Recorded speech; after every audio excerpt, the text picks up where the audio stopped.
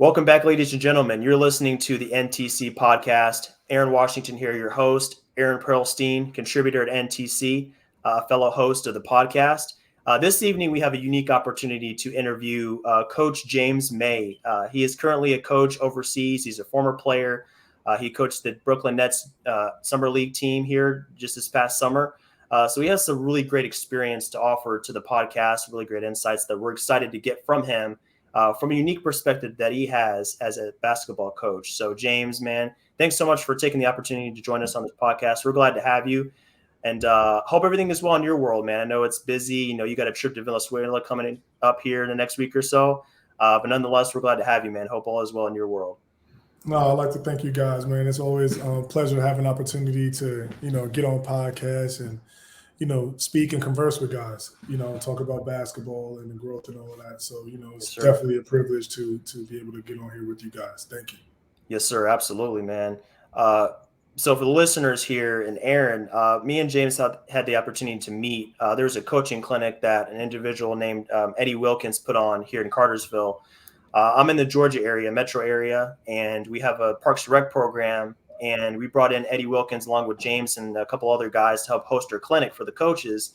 And that's how we crossed paths. So, I mean, this game of basketball is just crazy, man. I'm just out here working. It's my full-time job, my day job. We crossed paths. We get to conversing and talking and stuff. And we linked up. And, James has been on some podcasts, as you mentioned. I mentioned my podcast, and that's how it came to me, man. So that's the great thing about basketball. I love this game. I love the connections that it helps to form, the bonds, the relationships, and it really just kind of shrinks the world down to such a small thing.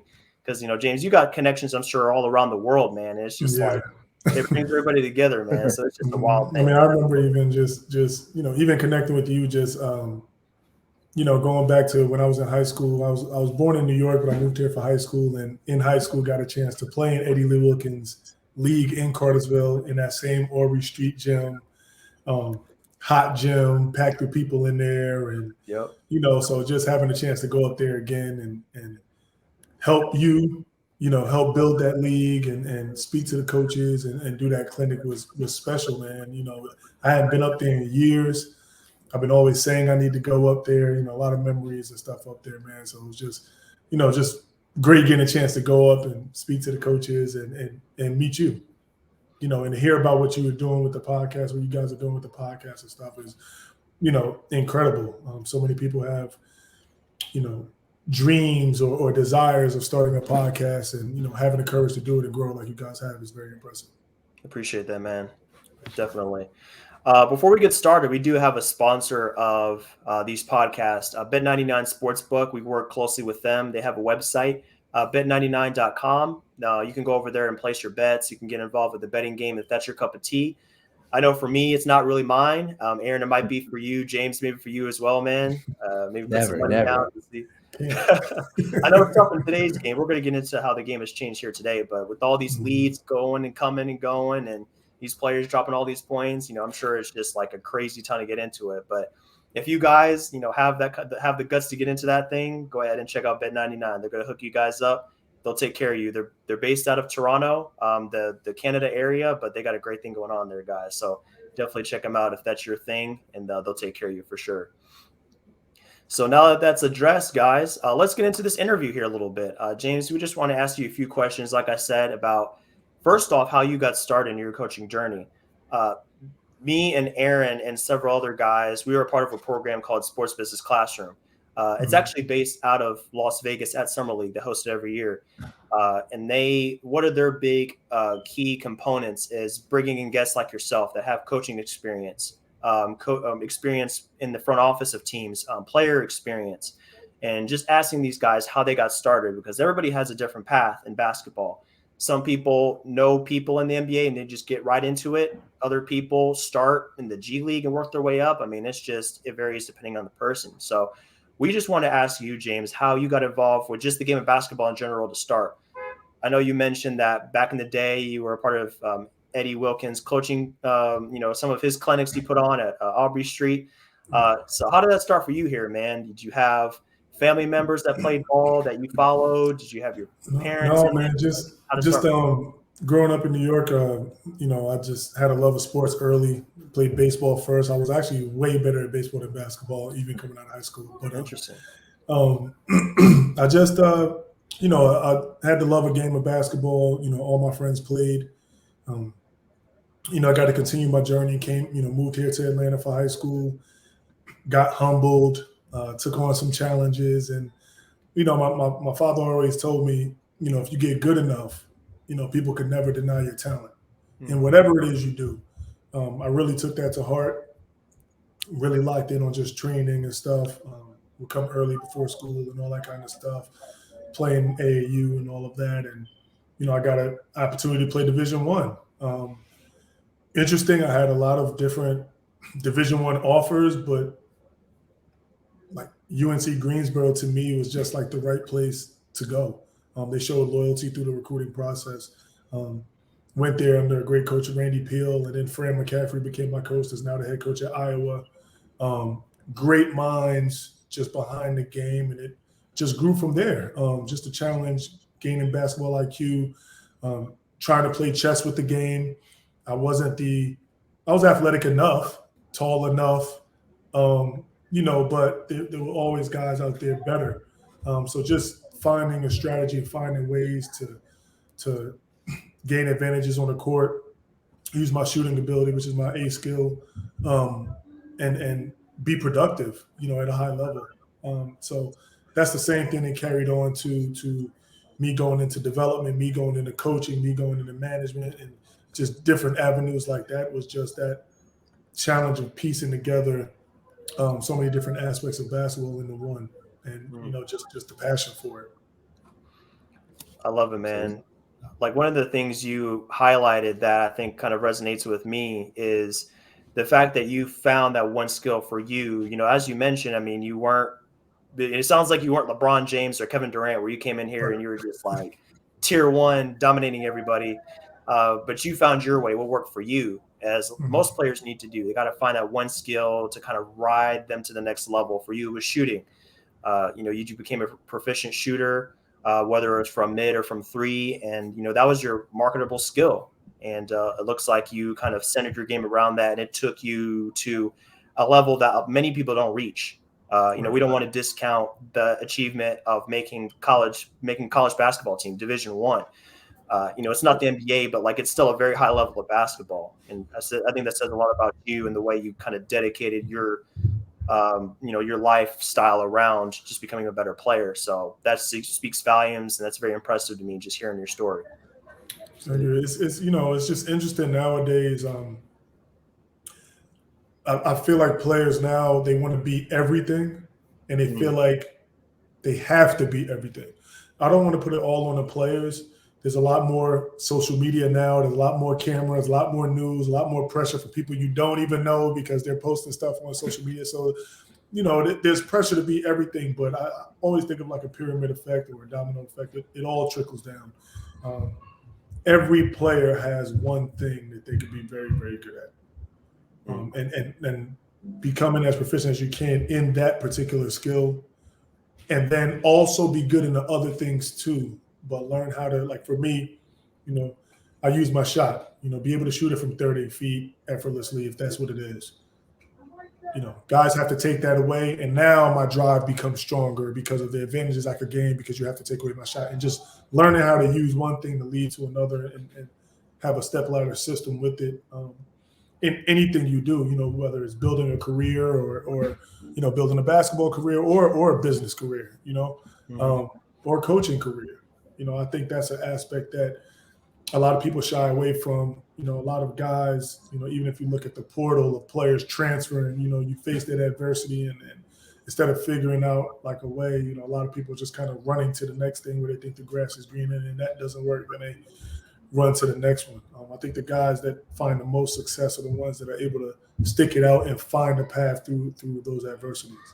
Absolutely. I think, that's a great sentiment. And I think, that's something so many of these young guys have to understand, and me as well, with my, I strive to work in basketball, but, you got to take it one day at a time, and there's as many experiences as you can try, but, it's a tough industry, and you got to just stick with it. But, I was going to ask, so all that's 100% true. But I would ask, what do you see right now in the game that's different? Overseas, in this country, everything. Do you see something on the court that's just completely different from when you played, kind of? Definitely. I don't want to say before my time. I was before this time. This running up and down, get to the corner, gun a bunch of threes would have been like right up my alley. just my ability to shoot it, my ability to get up and down, run off screens. But at the same time, there's more players now that try to do it. So maybe you're less special, or maybe you're more special if you do it. It's so many different ways to weigh it. When I was doing it, there weren't as many guys that can do it, which is what made me special in some people's eyes. Mm-hmm. But just the speed of the game, man, it's fast. You just really have to be able to get down the court. There's no room for slow guys. You see big men struggling every day that can't get down the court. It's funny because you see guys like Nikola Jokic that we all know is slow. Yeah. But his ability to move the ball up the court and push defenses back gives himself time to get down the court, Right. when they're trying to run. And it's like you said, that's what he excels at. Right. So that's the biggest part of the game is like you have to be able to be fast and you have to be able to be smart to where you can read and react very, very quickly. You'll see the difference in a lot of teams now is their inability to play fast without being in a hurry. Yeah. When you're in a hurry, you're rushed. You feel pressured. You're making decisions that you shouldn't be making and making mistakes that you don't have to make because you're not necessarily giving yourself enough time to think it through. So that's the challenge with a lot of these players. And again, adversity comes with those types of things and those challenges. And if you're not used to figuring things out, because you have to figure it out on the fly. The game is so fast. The next play mentality.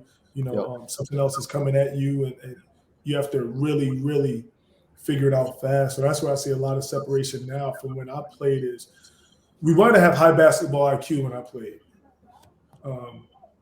Now you just have to have high basketball IQ in a smaller window. So that adds another thing in that. But you can have high basketball IQ and like chess and just sit there all day and just wait to make a move. But no, you have to train now high pressure situations to be able to make those decisions under pressure, under duress. Is a huge difference in the game today. Definitely. And the way the game is changing today is definitely a topic that we're going to address. James, you definitely have some questions on that. We'll get to that in here in a minute. But going back to your coaching journey a little bit, we asked you kind of how you found the game of basketball. So for you, you played in college, you had that experience, and then somewhere along the way you transitioned to coaching, and that's how you found your footing kind of post player days. So where did that start for you? Where did you get your first opportunity to lead a team as a head coach? Like, where did that kind of factor into your journey in basketball along the way? Just that actually is crazy because there was 2016 when I was playing in Puerto Rico. It was year 13 for me.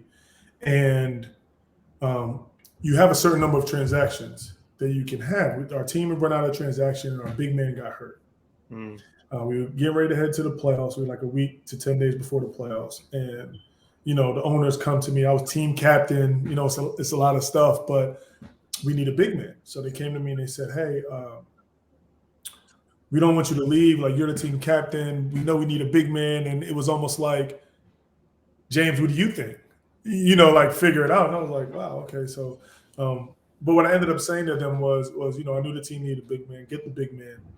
And, they wanted to keep me around as an assistant coach. And I said, yeah, because this is something coaching is something that I would, as you get older and you're mentoring younger players that are on your teams and teaching them how to get the ropes, you kind of get into this mentality of leading people a little bit more or empowering people or teaching them and helping them along the way. So I became an assistant coach there just for the rest of the season. Then I went back, played one more season. And then I went through, retired 2017. I went through 2 years in the G League, trying to bench assistant, doing everything I felt like I needed to do. COVID came, and the opportunity came to coach in Venezuela. I had played in Venezuela before. They said, hey, we have a very, very young team, 12 guys. You have 2 veterans, 1 younger guy that's like the face of a franchise that has no idea how to lead a franchise. And then you're going to have 9 or 10 other guys that didn't play more than 15 minutes total the season before. Wow. Jesus. Yeah. Out for you. Yeah, 18 teams. But it's a bubble. We're gonna go into a bubble, and I just kind of had that mentality. And what they said to me was like, I came up through development. That's just what I came up through. My 6 years as a player, I started developing. I had friends in the NBA, and I started training them and developing players and developing people. And I got a chance to run the skill factory in Atlanta that was, again, managing and developing people, developing players. And so I did, I felt like it was right up my alley, and I took the opportunity that they blessed me with. And it was a great journey. We were bottom 2 roster out of 18 teams, and we made it 1 game out of the semis. We made it 5th place, and we needed to win 1 game to, 1 game last game in the series just to get into the semifinals. We lost it, but extremely proud. And then at that point it was, okay, I understand, what I'm meant to do. Because in that situation, just going to another country, and I speak Spanish. So the language wasn't necessarily a barrier, but outside of the language, there's still a culture difference. Yeah, sure. Yeah. We had the bubble. So we were in a bubble. So you got people going through that stress. I'm in another country. You have COVID going on. I have a roster of replacement players. Like if it was a football movie, the replacements, and got a chance to have fun with it, man. Got a chance to make mistakes and grow and learn. And it was a great experience. I'm really happy I took it. And, it just helped me propel a little bit faster, and now getting a chance to go back to lead that same team that has now elevated to one of the biggest franchises in the country, the arena, the coach, and just the marketing part. We have a great list of players now. There were so many players that wanted to get traded to the team during this past year when I was in Brooklyn. I was still involved helping management and stuff. And it's just great to have been a part of the culture when it was at the bottom, and now get a chance to go and test my luck and our players and stuff while it's at the top. Absolutely.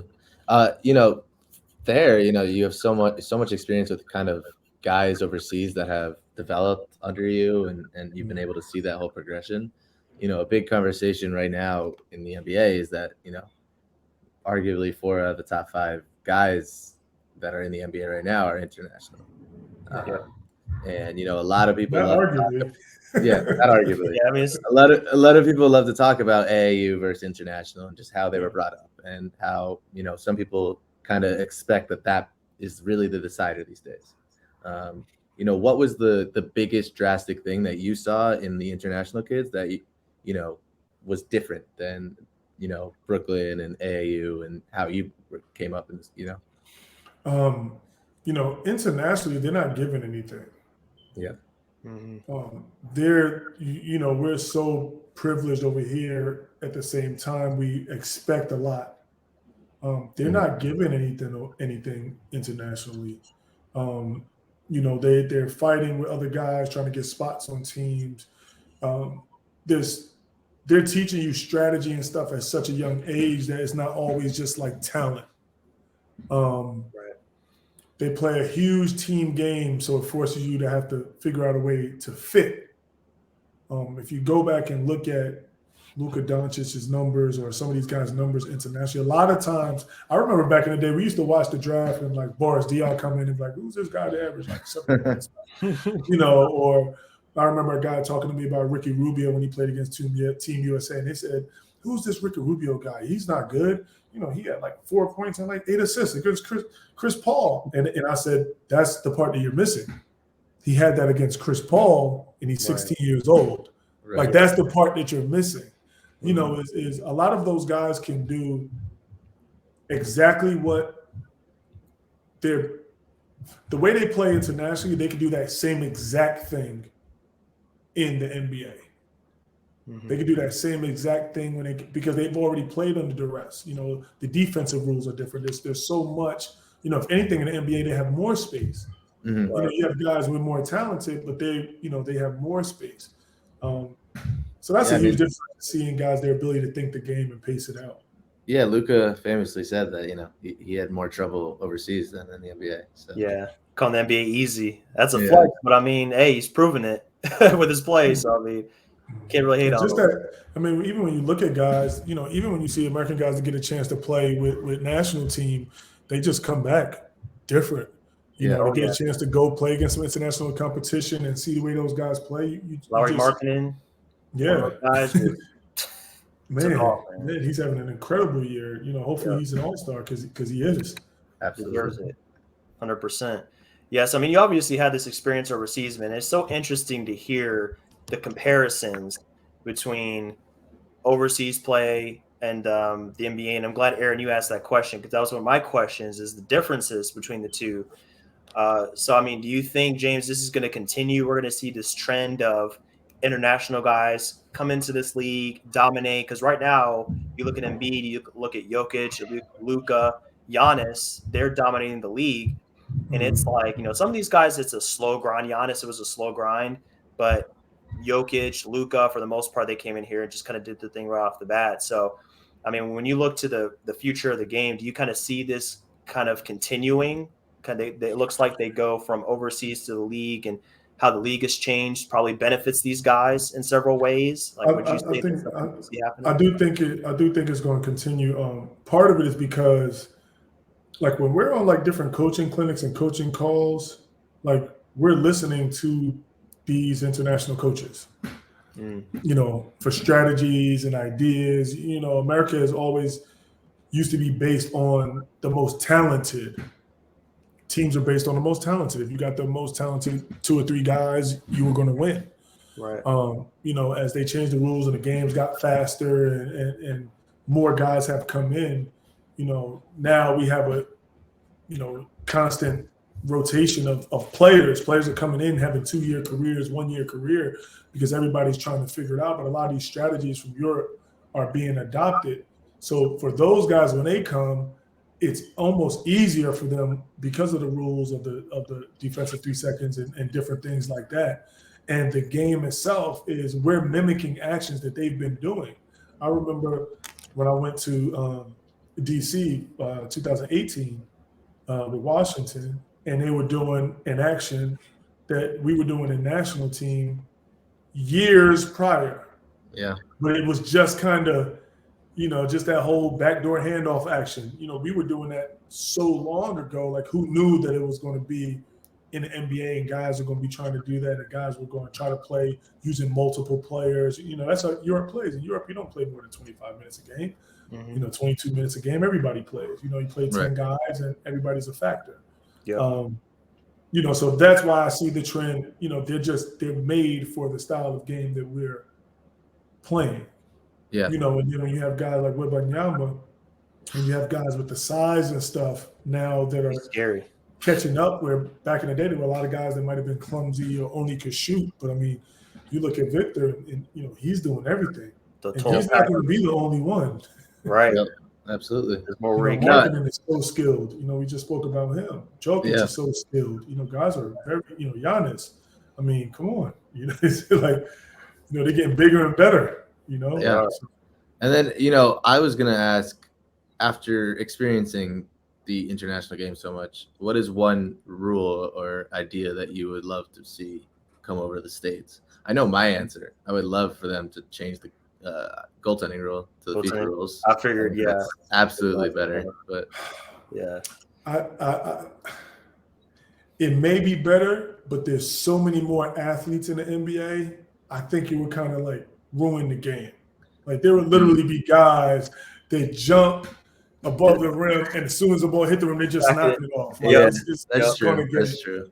It'll get ridiculous. And because there's so much more space, like, you can fly in there without a body touching you. Yeah, that's true. You know what I mean? I think that would water the game down. One thing I think would be very, very interesting, we've been trying to speed the game up, just like even if you look at the G League, Right. Having the one free throw rule, Right. Trying to speed the game up and make it faster. Internationally, when the ref has the ball, you could literally go take it out of his hand and just play. Right? Whistle blows, refs getting the ball out of bounds. You could just go take it out of his hand and throw it in, and the game is going. Where here, it's more, okay, wait a second, let's make sure this sub comes in, and it will speed the game up. And I actually saw that. It was interesting. Was it Denver?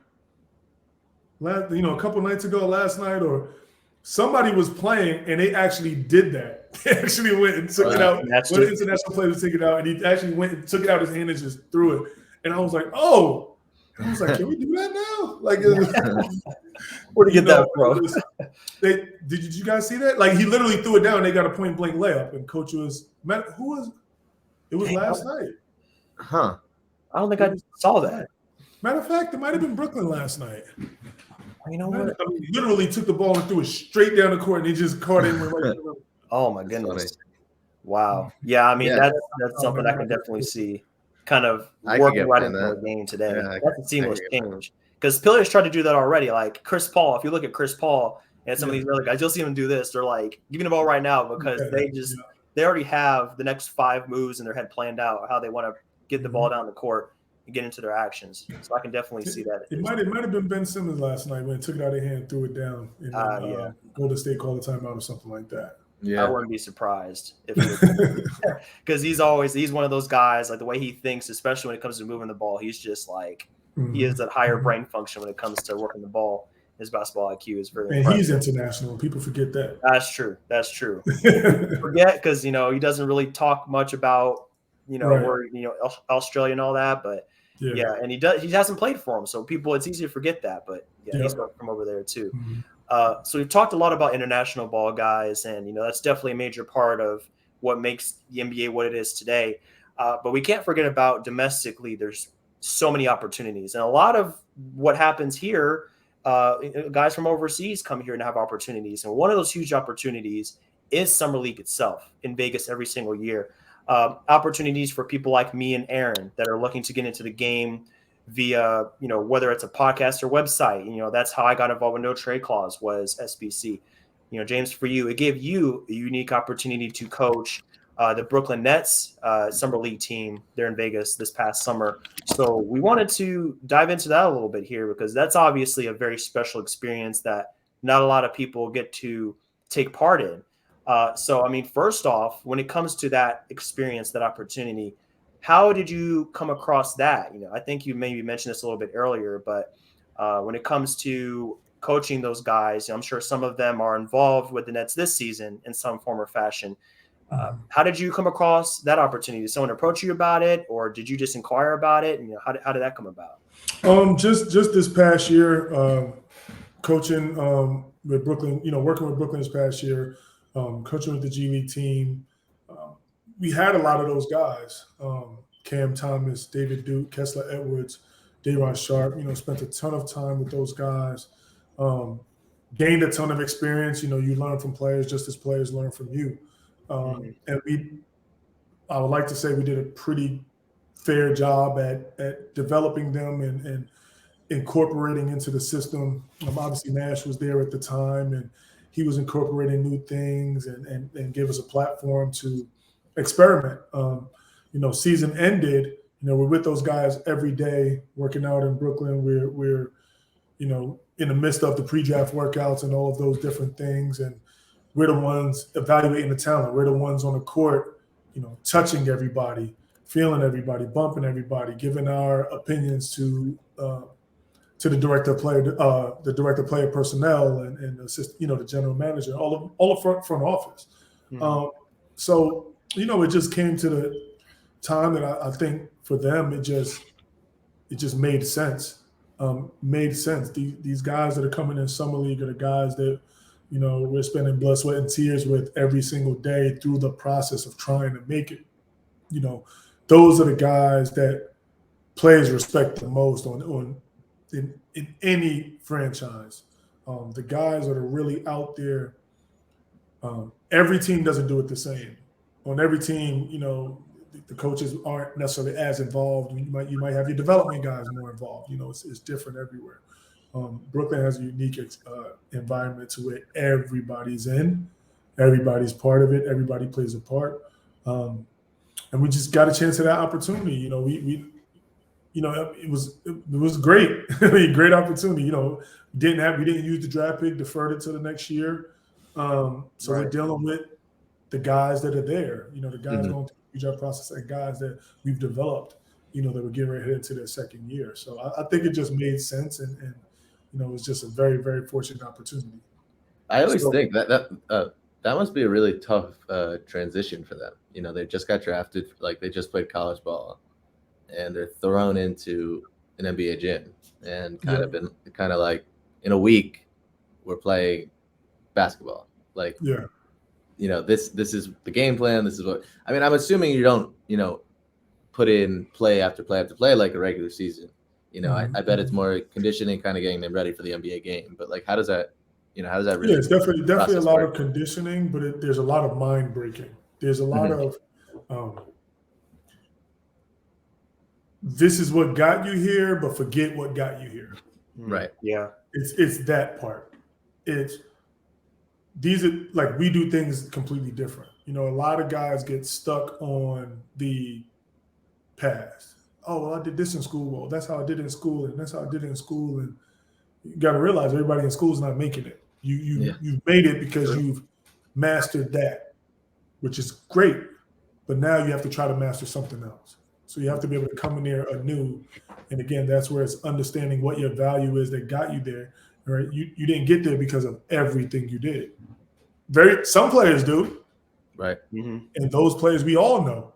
Right. Yep. Those players don't take part in summer league. Some of them don't take part in summer league after. Some of them are just, you're the best of the best. So, understanding why you're there and being open to learn new things and kind of erase what you've already done and become what the NBA needs you to be successful. I think that's one of the biggest challenges. It's almost like an identity crisis for guys coming in, because you realize, you look around the room. I remember specifically, there was a player that I coached a few years ago, and guys were in the locker room going back and forth. And one guy said to the other, he said, "Oh, I could have gone to your school too. Don't forget that." And he looked around the room, and I could have gone to yours, and I could have gone to yours, and I could have gone to yours. And vice versa. You start to understand is that everybody's on your level. Everybody's on your level. So if you played in the SEC, there might be 5 other players on the team that did the same numbers you did in the SEC. You might be a different player, drafted higher, but those guys were stars on their respective teams too.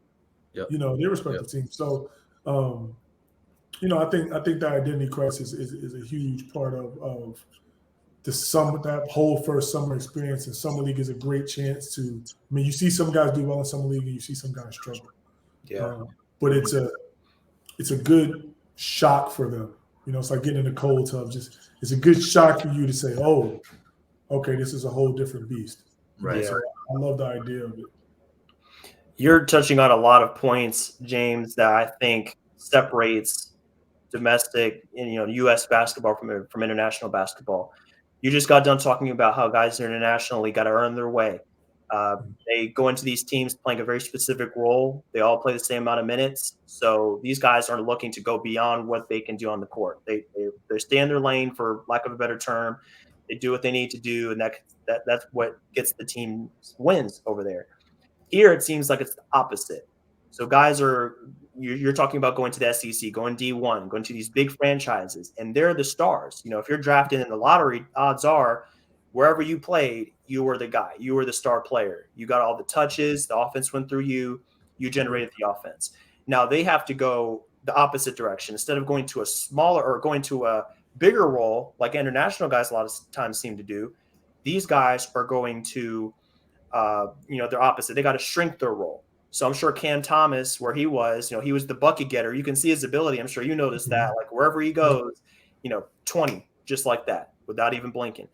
goes into the NBA, and it's like, this season he still isn't getting a lot of playing time. He's still trying to kind of find his way.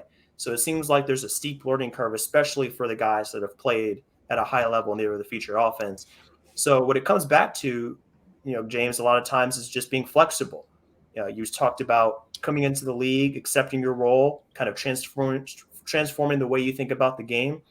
And it seems like that applies to you as well, with the way you have to approach the game. You said you picked up a lot coaching in summer league. What would you say are some of the biggest takeaways that you had? Takeaways, lessons, tips that you took from that summer, July in Vegas in the 110-degree heat, where you don't stay hydrated. Every 5 minutes you could pass out, over to Venezuela, where you're now coaching. What are some things that you're incorporating into how you coach now, and going from there in summer league overseas? I think a big piece of it is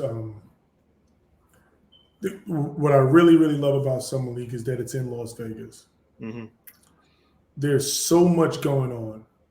Like you said, the heat, the casinos, the women. Like, these are basketball players, right? There's so much going on. The pressure, the scouts. There's so much going on that you're forced to have to deal with adversity. Now, through all of this, you can miss things. You can forget things because you're distracted. I think a big takeaway I took from Summer League this year is that you really, really have to make sure that every single person is doing well. Mm. It's kind of similar to the bubble when I was in a bubble, but it was like when I was in the bubble in Venezuela the first time, it was like, we're in a bubble. It's COVID. You had like all these things. It's like, that's why. That's what you say. That's why. Well, it's because of COVID. It's because of this. It's because of that. When you're in Vegas, you're in regular life. You're in regular life. You have a choice. With COVID, you didn't really have a choice. It was like, hey, stay 6 feet away. It was, there were certain things you had to do. Mm-hmm. And in Vegas, you're free. You're open to do so many things. So just really making sure that everybody's doing well and making sure that you're pulling guys in. And I'm talking about on the court and off the court. Yeah. Just really, I remember one time this summer, and this could be very small to him. It could be very small to a lot of people. But I remember one of our players struggling, and I didn't even think about it. And I went to him after 3 games, and I said to him, "You had a great game last night. Like, you're going over your computer, you want to show them clips and all this stuff, and you see it in their face, and they're getting tired. You see the exhaustion kicking in. Was doing okay, but the pressure was on them. Everybody's on them, expecting them to do, And I just went to him and I said, right before I showed him, I just thought about it, just clicked in my head, and I said, you had a great game last night. And you just saw like the weight just lift off his shoulders in that moment. Thanks. And and his whole energy changed in practice that day. And that's one of the big takeaways for me, is just being more conscious of that, being more conscious to make sure nobody's drowning in it, and it doesn't have to look like what we want it to look like. Just really tapping in and making sure that, and I'm kind of like that anyway, but even more so of those little things and how much it may mean to somebody. That's a big piece. I think going to Venezuela, we'll have a lot of pressure this year. Making sure that guys are playing as pressure-free as possible. And that pressure doesn't have to be coming from us. It could be coming from off the court and different things like that. And I think that just helps. Yeah. You can, again, it could get, when you're under that pressure, it could get rocky. So, like I said, last time our expectations weren't as high. Now it's going to be a whole different thing. Right. So yeah, absolutely. And then I wanted to make sure I asked, I'm really into the scouting world, and I actually, help agents with scouting and things like that all the time. And, I'm always looking at recruits and prospects in the draft. And one guy that caught my eye last year was Donovan Williams. I know he played with Summer League, and, I wanted to kind of connect it to obviously, kind of current. I know 2 weeks ago he got a 2-way. Yeah. Got the spot of a pretty good Jared Culver spot. So definitely did. And I always saw, really great lateral quickness, great defender, decent shooter, like great off-ball player. But I wanted to see if you wanted to speak, just to Yeah, his Donovan. I remember the two-way first guy. day Donovan came in for our pre-draft workouts. He was just kind of like all over the place, just kind of, you sit there and you try to figure out sometimes with players, like, what is it that they actually do well and what he does well. And you hit it on the head with some of the stuff, quick feeds of it's his activity. Yeah. I mean, he gets hands on balls, passing lane stuff, deflection here and there. He might make the big steal. He might get the big offensive rebound and finish. He might get an open shot and hit the big shot. He just kind of everywhere. At the time, he was everywhere but nowhere. And I was like, all right, let's see how it kind of pieces together. His good was really good and his bad was bad. Yeah. He came into summer league, we didn't play him much at the beginning. Started playing a little bit at the end. But the tools, I mean, extremely long arms and he works. And I remember we had a team dinner and he was sitting there and he was saying, I really didn't, I didn't come from anything basketball wise. Like I had to earn everything I got, and I'm just appreciative of the opportunity. But he also had a mentality like I'm going to get to where I'm going. Yeah. Yeah. Like the obstacles and stuff, I don't mind them. I see them, but I go right past them. That's just kind of like where his mindset was, man. And just watching his growth. And I mean, in Long Island this year, I mean, he was playing great. Just killing it. Great. He's been playing great. I watched College Park yesterday when they played. He just looks good. Got to, hit a three, got an offensive rebound over a guy, finish. And this was all in the first few minutes of the game. And I just said, man,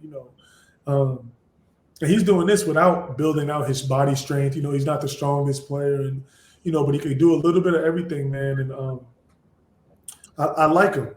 Yeah. I like him. He wants it. He wants it, and he knows how to use again his A skill. His A skill is his body, his neck, his ability to begin passing lane, use his wiry strength to, make intangible plays, and he does that every night. Then when he adds hitting a three-pointer here and a couple of slashes here and a couple of finishes here, you have a player. Right. But he never has the lapses on the defensive end. Never.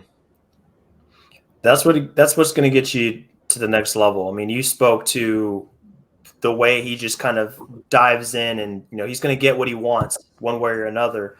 That reminds me of a guy that we had the opportunity to interview back in Vegas, Haywood Highsmith for the Heat. He has some of those same skills, especially when it comes to the defensive end of the floor, just the activity, just always being in the passing lanes, always being cognizant of where the ball is.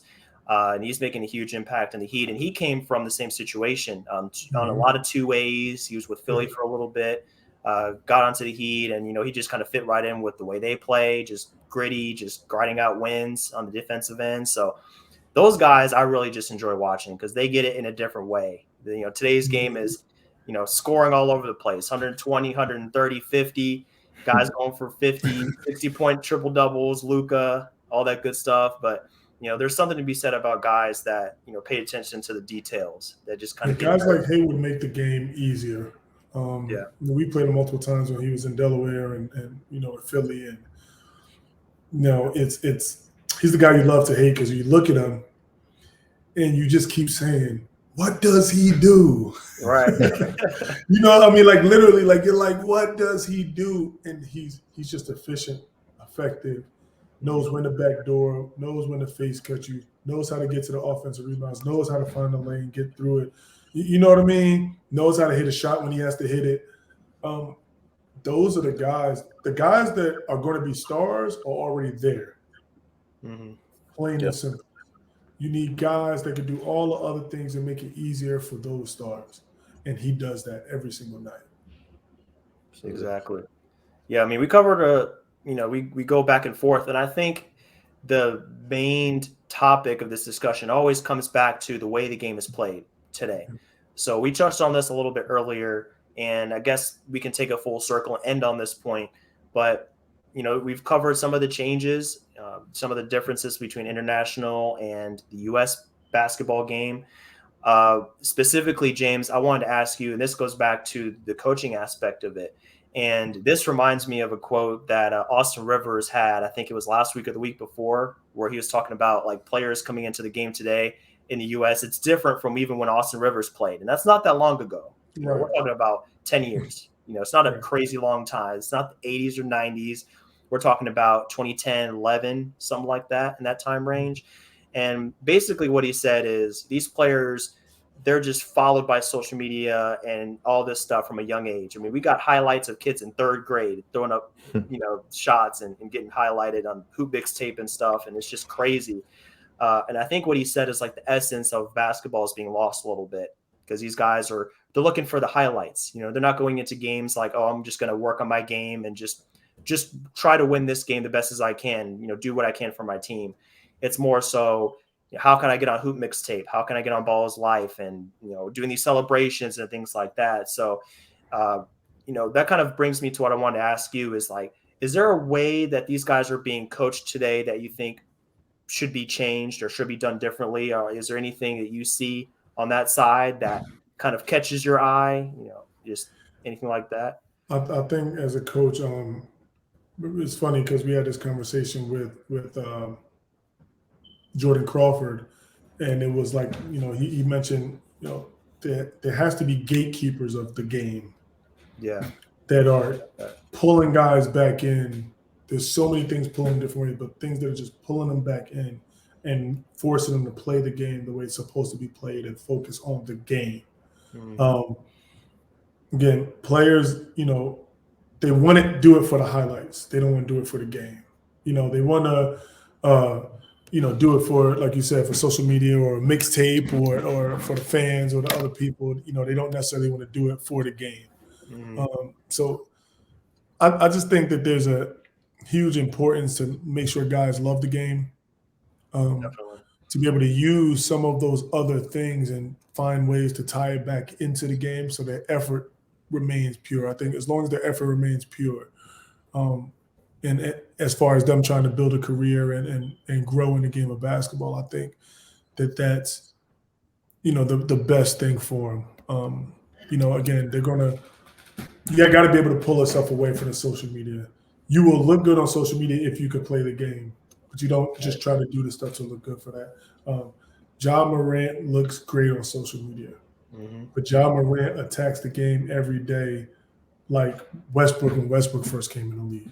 Yeah, exactly. And that was a whole different animal, but he does it for the game. He speaks it. And some people have a problem, but he speaks it. I don't have to worry about people in the West. I'm not worried about these guys. And it's because of that confidence in himself to build it and go get it. He's not doing it for the media. He really plays hard. Yeah. Every single position. Those guys are ones that could help be the gatekeeper for this next wave because he's obviously the next group of guys, right? LeBron, these guys on their way out. KD, you have Giannis, the Ja Morants, and these guys that are going to play it up. So I think guys like him with that type of effort that really, really dedicate themselves to the game is going to be contagious. And I think that'll be a great way to get guys more back into the love of the game. And you see it during the summer. More guys are playing during the summer. Chet Holmgren got hurt because he was playing. I don't think playing's a bad thing, though. More guys are playing. But again, like you said, there are the guys that are bouncing around places to do it for the likes on TV and to show people they're playing. But then you have the guys like Montrezl Harrell that's really going out here and he's really playing for the minutes and he wants to win everywhere he goes.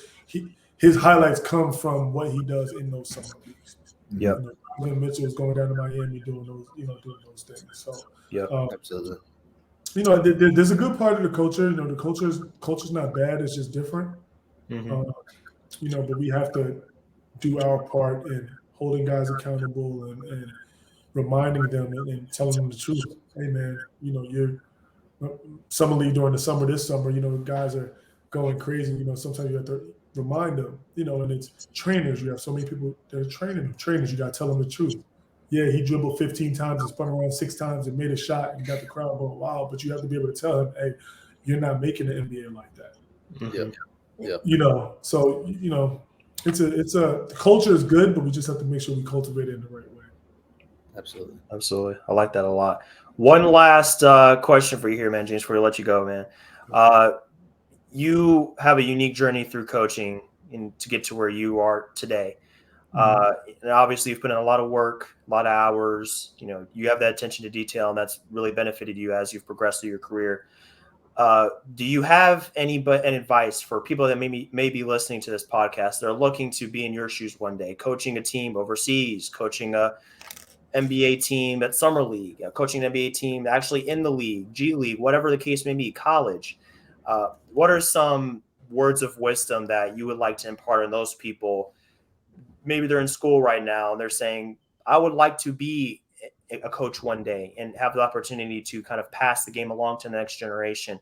What are some things that these people need to be aware of if they're going to reach that level and be successful in some of the ways that you've been so far in your career? I think one thing, like anything else, is the hard work aspect. So just kind of being relentless in your focus and your energy towards what it is that you want to do. Coaching is a very, very competitive industry, more competitive than playing, because you don't have to be athletic and you don't have to be, I would say that's part of it. Another part is just being a sponge. I tell guys all the time, and I'm not, I'm humble enough to say is that I played for some great coaches. Great coaches. Again, my college coach was Fran McCaffrey. He's one of the highest paid, one of the biggest coaches at Iowa right now. When I played in the D League, my coach was Dave Yeager, became an NBA coach. Yeah, he's excellent. Internationally, just the teams that used to bring me in, you're talking about the George Karls, the Popovich, the Phil Jacksons, and all of these coaches, Sam Mitchell. You see these guys on TV every day. Internationally, I played for the Argentinian national team coach. We know how great they are. Kenny Atkinson was my player development coach when I was playing in Paris. Turned into an NBA coach.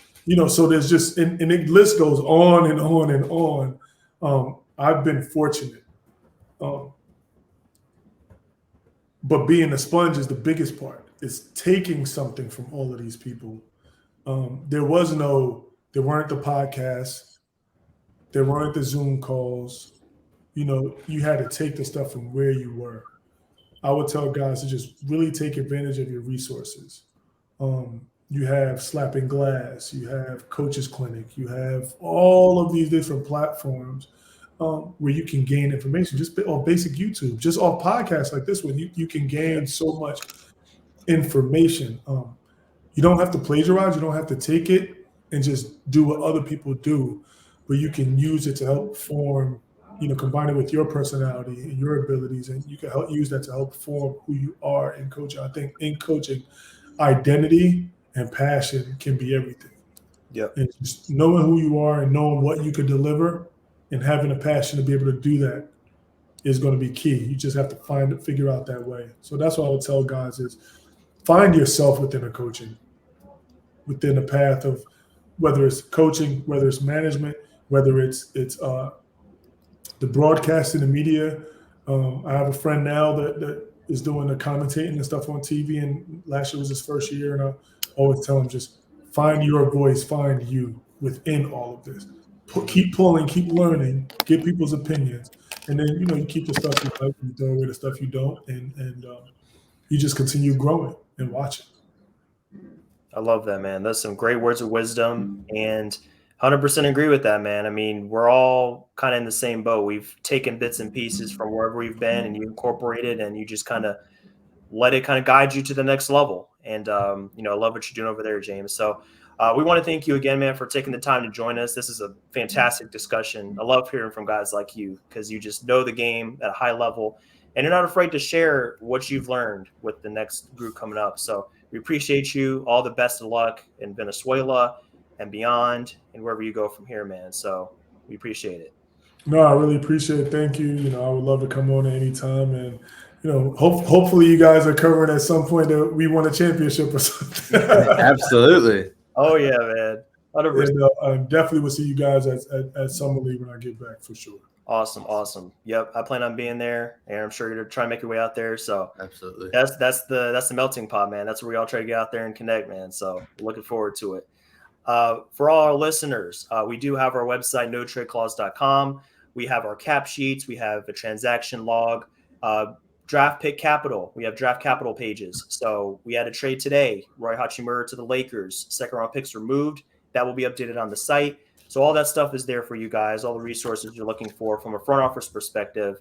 In addition to the podcast, that's what we offer, and that's where we kind of try to help you guys out any way we can. So definitely check out notradeclause.com for all your resources there. So everybody, that's going to bring us to the conclusion of our podcast. Thanks so much for joining us, me, Aaron, and James.